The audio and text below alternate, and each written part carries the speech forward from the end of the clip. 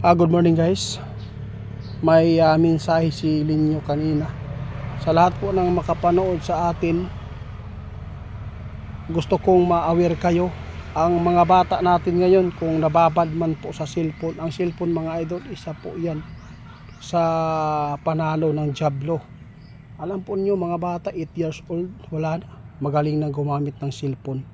Paalala po sa mga magulang para hindi kayo magsisi sa huli, para hindi po makagawa ang ating mga anak. Subaybayan po nating mabuti kung ano po ang mga kinakasama nilang mga kaibigan o ano ang pinapanood sa social media.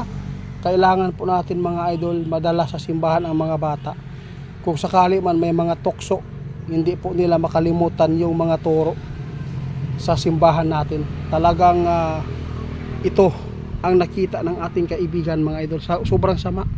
Mayroon siyang nakita na talagang ang gagamitin ng Diablo, isa po ang mga bata ngayon dahil walang kamuang-muang.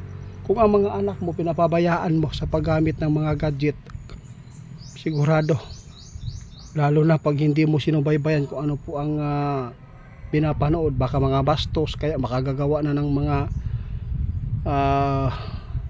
hindi magandang gawain. Kaya tandaan natin, ang cellphone mga idol, isa po ito sa pinapanalunan ng Diablo, dahil lahat po dyan pwede mong ma-search, doon lalabas lahat ang gusto mong makita. Kaya tandaan natin kung bakit nagawa ng mga batang ito, dahil sa lulong ng ML, Roblox, droga. Masigit pa ito sa droga mga idol, kasi matutuyo din ang utak dito at sinisira ito. Kapag inuutusan po nyo ngayon ang bata, wala na, hindi na talaga pautos, sila pa ang nagagalit. Kaya tandaan natin mga magulang, nag-alala si kaibigan dahil nakita po talaga nila ang plano ng Diablo sa mga bata. Mayroon pang nakita si kaibigan, 8-year-old ha, tandaan ninyo na makagawa na ng krimen. Ang masama lang mismo sa magulang. Guys, tandaan ninyo, hindi na ito maganda ang ipinapaabot ng ating kaibigan. Dapat po ninyong mapanood ito, i-share nyo mga idol, dahil nag-alala po si kaibigan sa nakikita nila tungkol po sa mga bata ngayon na gagamitin po ng Diablo. Talagang walang kamuang-muang po ang mga bata. Kaya ito po ang tandaan ninyo, dapat po natin malabanan ang tukso ng Diablo at paggamit nila sa mga inosenting bata. Dahil nag-alala si kaibigan, ang magulang lamang daw ang makatulong nito, at kailangan natin, kung may mga anak tayo, dalhin natin sa simbahan mga idol.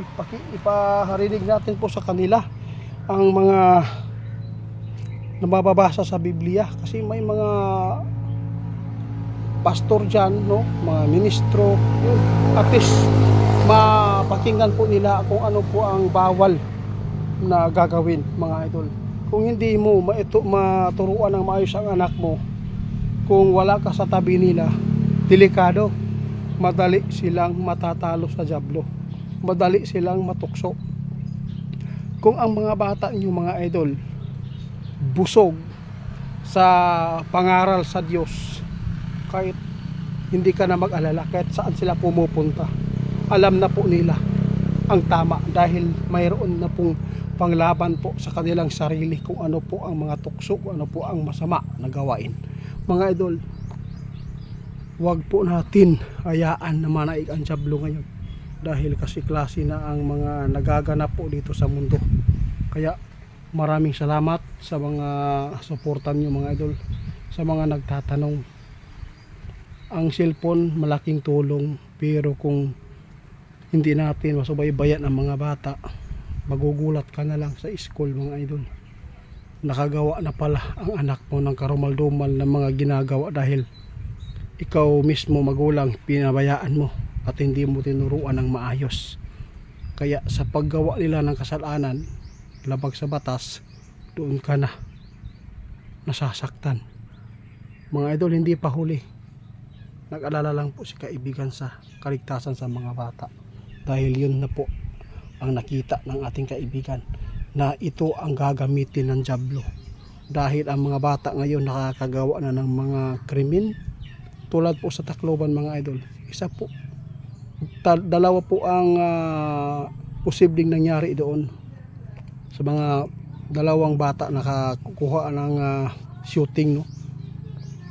Dahil lang sa cellphone, sa online, gumagamit pa ng droga dahil sa mga barkada.